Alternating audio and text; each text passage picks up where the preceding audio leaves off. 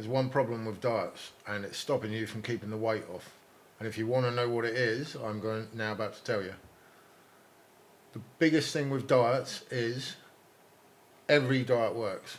Every intermittent fasting, Slimming World, Weight Watchers, keto, every diet works.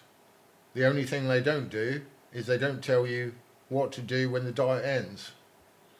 That's why you get repeat customers for Slimming World, for Weight Watchers, because they don't give you all the information.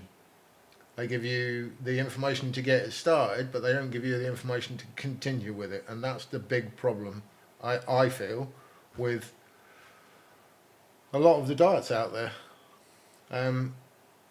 You need to be more informed. You need to understand how to come off the diet as well as how to get into the diet. What foods are good, what foods are bad. Not that there is any bad foods predominantly. It all comes down to, and this has been said till the cows come home, I think, it all comes down to calories in, calories out. You've got how much calories you're eating versus how much calories you're burning. If the calories you're eating is more than the calories you're burning, you're going to put weight on. If the calories you're eating is less than the calories you're burning, you're going to lose weight. It really is that simple. It's been, like I said, it's been said for years and years.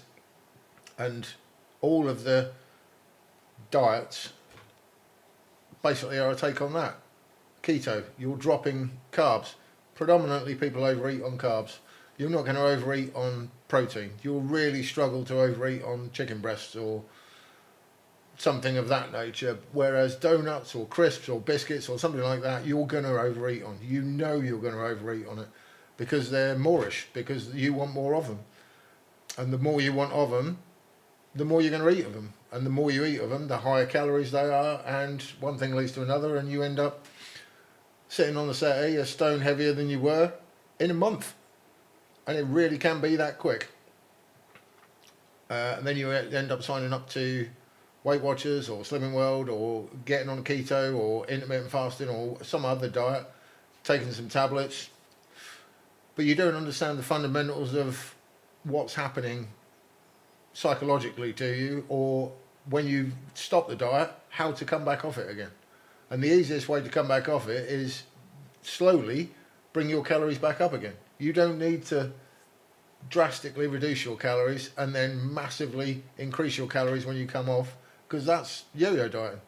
That's what people have done for years and years and years.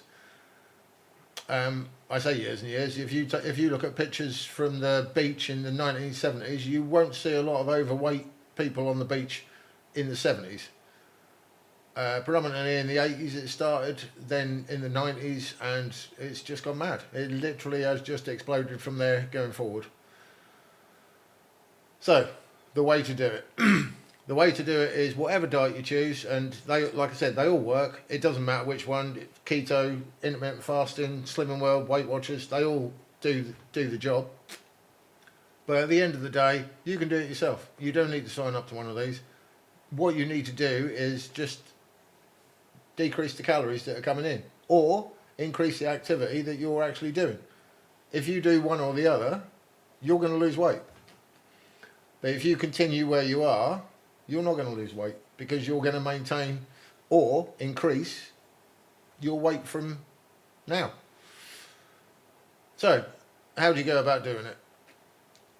Ideally, you want to be in a calorie deficit of about, if you want to lose a pound a week. So a pound a week is 3,500 calories.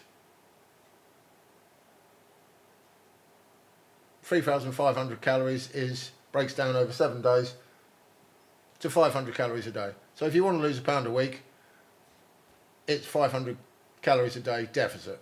So 500 calories a day less than you're eating to maintain the weight where you are at the minute. If you want to lose it at a quicker rate than that, if you want to lose £2 a week, it's 1,000 calories. I would have said anywhere healthy is between about 250 to 500 calories. Any more than that, you're really going to suffer. I think you'll stick to it for probably a couple of weeks, but then you're really going to start to suffer after that, and you're going to really, really crave food. Which is why most people go on a diet and it lasts for a couple of weeks and that's it.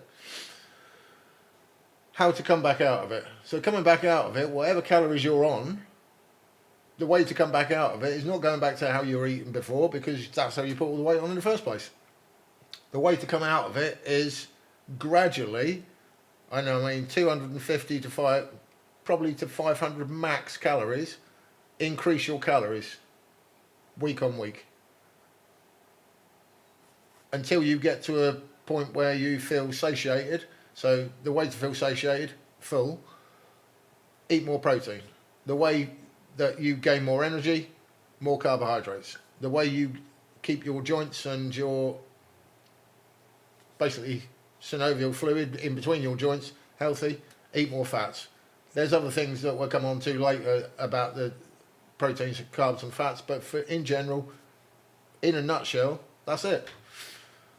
So, give it a go, see what you think, and tell me in the comments how you got on.